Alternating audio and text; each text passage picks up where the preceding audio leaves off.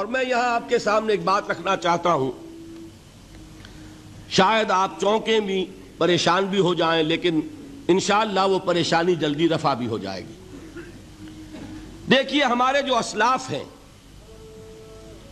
صحابہ کرام کے بعد ائمہ، یہ ہمارے اسلاف میں چوٹی میں ہیں۔ ان اسلاف میں، ان ائمہ میں دو بنیادی قسمیں ہیں، ایک محدثین اور ایک فقہاء۔ محدثین، ان کا کام کیا تھا؟ قرآن تو اللہ نے خود جمع کر دیا تھا، میں پہلے دن بیان کر چکا ہوں حضور کے سیرہ مبارک میں۔ حضور نے صحابہ کو اسی ترتیب سے قرآن پڑھا دیا اور سینکڑوں صحابہ نے یاد کر لیا۔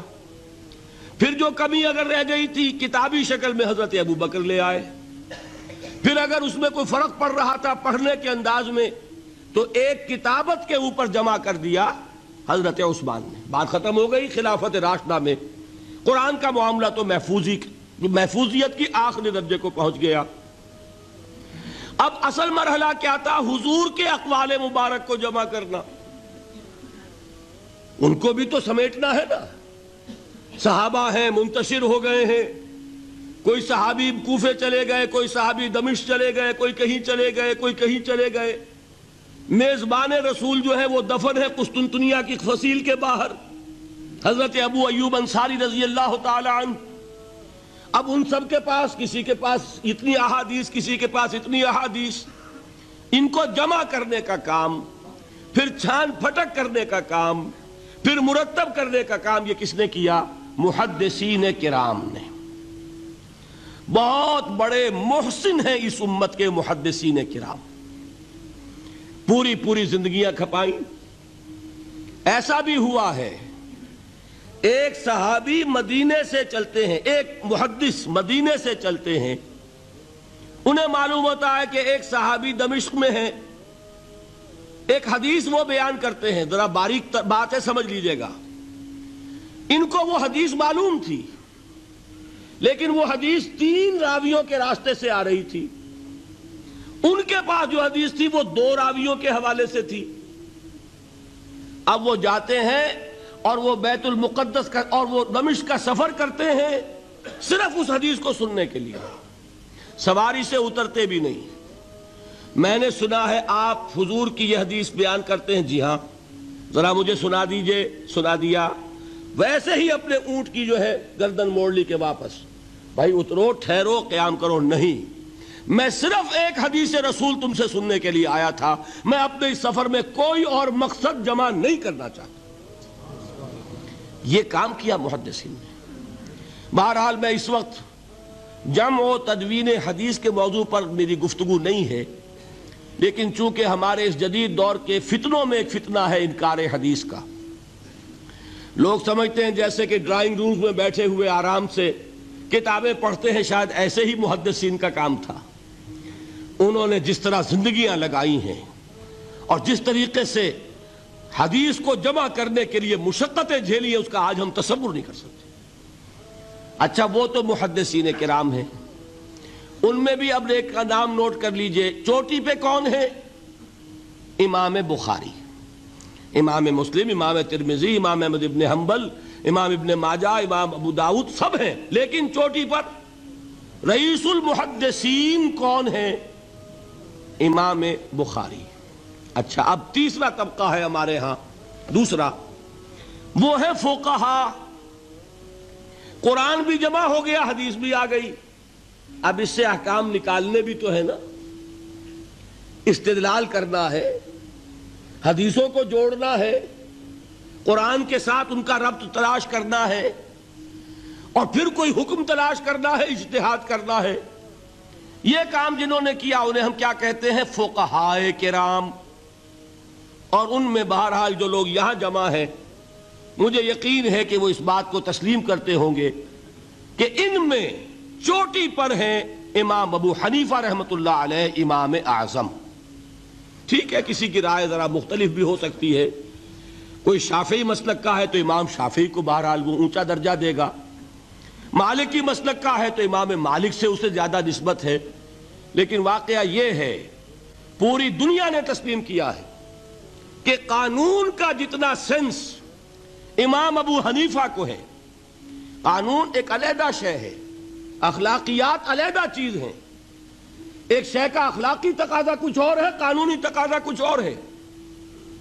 آپ کو کسی نے تھپڑ مارا، اخلاقی تقاضا کیا ہے؟ معاف کر دو بھائی، اور قانونی تقاضا کیا ہے؟ جوابی تھپڑ رسید کرو، اس لیے کہ اگر یہ نہیں کرو گے تو اس کی ہمت افزائی ہوگی، یہ کسی اور کو بھی تھپڑ مارے گا۔ قانون کا تقاضا یہ ہے، السن بالسن، دانت کا بدلہ دانت، والأذن بالأذن، کان کا بدلہ کان، قانون یہ ہے۔ اور اخلاق کا تقاضا کیا ہے؟ وَإِن تَعْفُوا وَتَصْفَحُوا وَتَغْفِرُوا، اگر تم بخش دو، معاف کر دیا کرو، لوگوں سے درگزر کیا کرو، فَإِنَّ اللَّهَ غَفُورٌ الرحیم، تو اللہ بھی تو غفور الرحیم ہے۔ تقاضے متضاد ہو گئے کہ نہیں؟ کسی معاملے کے اخلاقی پہلو پر نظر رکھنا یہ اور مزاج ہوگا، اور کسی معاملے کے قانونی پہلو کی گہرائی میں اترنا یہ اور مزاج ہے۔ میں اپنا احساس عرض کر رہا ہوں، اور دنیا میں جو بات مانی گئی ہے کہ جس کا نام لیگل سینس ہے، قانون کا ایک فہم، اس میں دنیا کا کوئی شخص مقابلہ نہیں کر سکتا امام ابو حنیفہ کا۔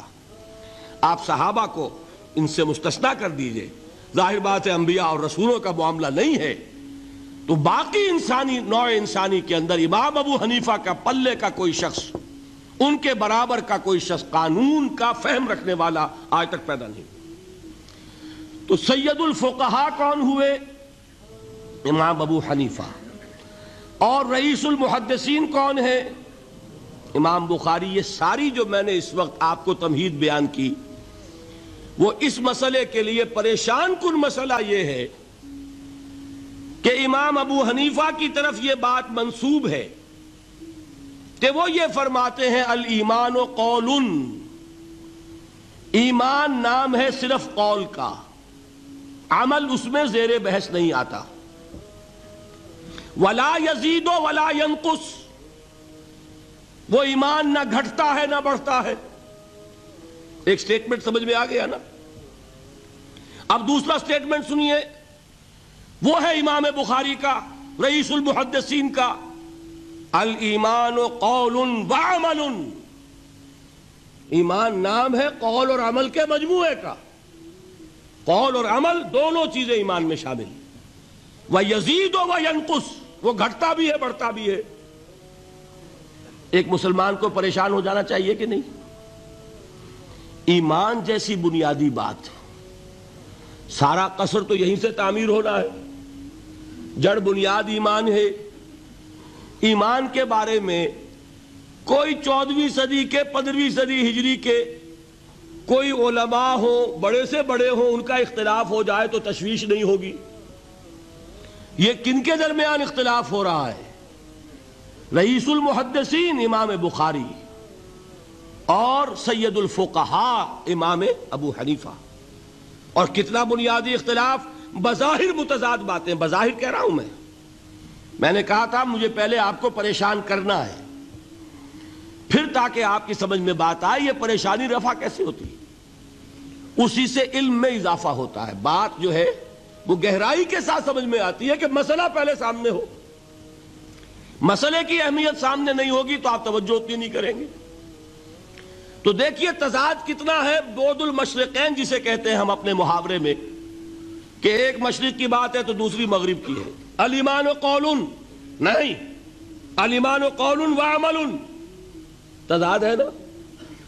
لا یزید ولا ینقص، نہیں، یزید وینقص، تو یہ تو معلوم ہوتا ہے کہ بہت زبردست اختلاف ہے جو حل نہیں ہو سکے گا۔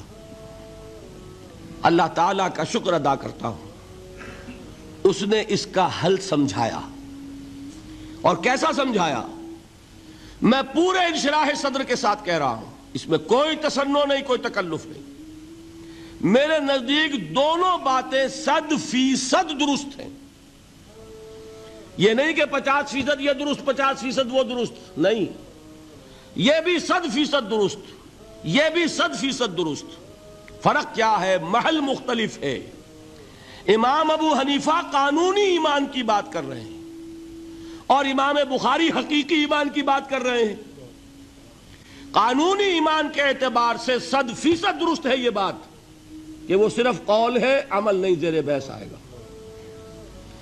ایک شخص نماز نہیں پڑھتا کافر نہیں ہے، نماز کا منکر ہو جائے کافر، زکوٰۃ نہیں دیتا فاسق ہے، فاجر ہے، کافر نہیں ہے، زکوٰۃ کہہ دے کہ ہے ہی نہیں دین میں، کافر۔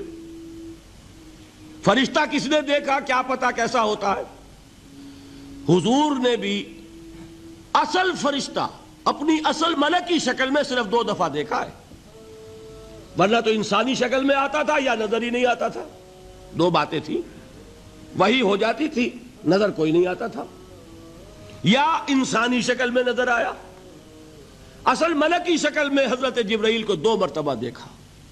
وَلَقَدْ رَآهُ بِالْأُفُقِ الْمُبِينِ وَلَقَدْ رَآهُ نَزْلَةً أُخْرَى عِنْدَ سِدْرَةِ الْمُنْتَهَى، ایک مرتبہ افق مبین پر دیکھا، ایک مرتبہ سدرۃ المنتہا کے پاس جبرائیل اپنی اصل شکل میں ظاہر ہوئے۔ اب ظاہر بات ہے ہم نے تو نہیں دیکھا نا، لیکن ہم مانتے ہیں جبرائیل کو، مانتے ہیں فرشتوں کو، نہیں مانیں گے کافر ہو جائیں گے۔ تو معلوم ہوا کہ قانونی ایمان جس پر دار و مدار ہے کفر اور اسلام کا، اس کا کل دار و مدار صرف قول پر ہے، ماننے پر ہے، اقرار باللسان پر ہے۔ یہ بات آپ نے سنی ہوگی، امام ابو حنیفہ کا قول ہے 100% درست کہ گناہ کبیرہ سے بھی انسان کافر نہیں ہوتا۔ کبیرہ گناہ ہے، شراب پی ہے، کافر نہیں ہے، حد لگا دو۔ حضرت عمر نے اپنے بیٹے پر حد جاری کی، ایک مرتبہ مصر میں حد جاری ہو چکی تھی، لیکن حضرت عمر کو احساس ہوا کہ وہاں شاید رعایت کی گئی ہوگی خلیفہ کے بیٹے پر حد جاری کرنے میں، لہذا پھر بلایا اپنے پاس اور دوبارہ حد جاری کی۔ حد جاری کرو لیکن کافر نہیں ہوگا۔